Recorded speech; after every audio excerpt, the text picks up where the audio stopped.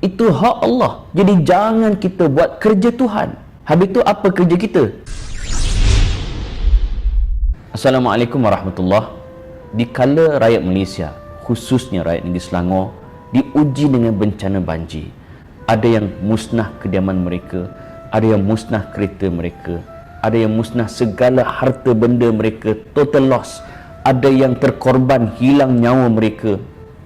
Tiba-tiba ada segelintir di kalangan kita yang tak habis-habis mencari dosa orang lain, yang tak habis-habis menyalahkan orang sana sini. Ini bukan masanya untuk kita menuding jari. Ini bukan masanya untuk kita mencari salah orang. Orang tengah susah, ada yang berjam-jam dalam gelap, nyawa mereka terancam, tak makan sampai 2 hari, anak tak dapat susu. Kita duk berbalah menyalahkan orang sana sini. Memang ada ayat Quran di mana Allah Azza wa Jalla berfirman, Zaharal fasadu fil barri wal bahri bima kasabat aydin nas. Berlakunya kerosakan di daratan dan di lautan kerana tangan-tangan manusia. Memang ada. Habis tu, tak bolehkah kita ambil pengajaran daripada bencana? Tak ada masalah. Boleh. Lakukan ibrah ataupun pengajaran secara umum tanpa perlu kita menghukum sesiapa, mengkhususkan pada sesiapa ataupun mana-mana negeri ataupun mana-mana kumpulan, kecuali apa yang telah dinyatakan dalam Quran, umpamanya kaum Nabi Lut, kaum Ad. Sebab apa? Itu firman Allah. Allah Ta'ala maha mengetahui, Allah Ta'ala yang berkuasa memberikan pahala dan juga dosa. Dan saya nak tambah kefahaman kita di dalam ilmu Islam. Kita tak boleh ambil satu dalil, kita terus buat kesimpulan menyeluruh tanpa melihat dalil-dalil yang lain. Sebab dalam soal bencana ini ada bala dan ada ujian. Ada pula di kalangan kita, bila kena kat diri sendiri, ujian. Bila kena kat orang lain, bala. Siapa kita nak menentukan bala ataupun ujian? Kita bukan Tuhan. Sebab bila berlakunya sesuatu bencana, ya Allah Ta'ala turunkan sama ada bala dan ada juga dalam bentuk ujian. Kenapa Allah Ta'ala menguji?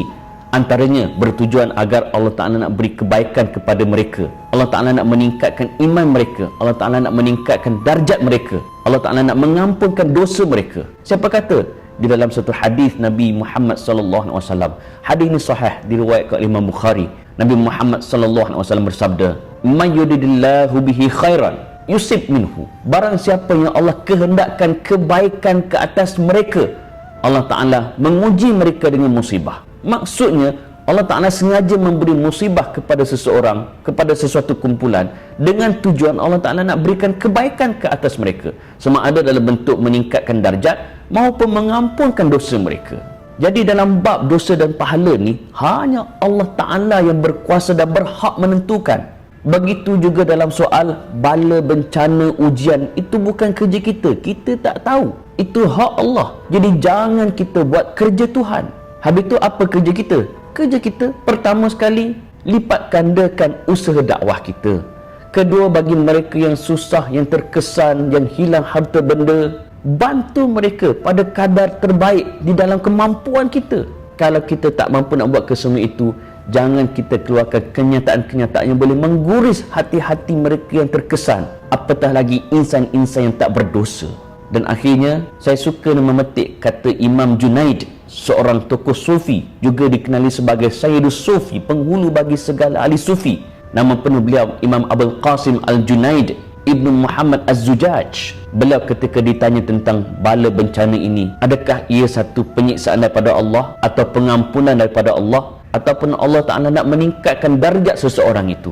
Kata Imam Al-Junaid, apabila kamu dilanda ujian bala bencana, maka kamu marah kepada ujian tersebut, maka itu adalah bala. Sekiranya kamu bersabar di atas ujian itu, maka itu tandanya Allah Ta'ala mengampunkan dosa kamu.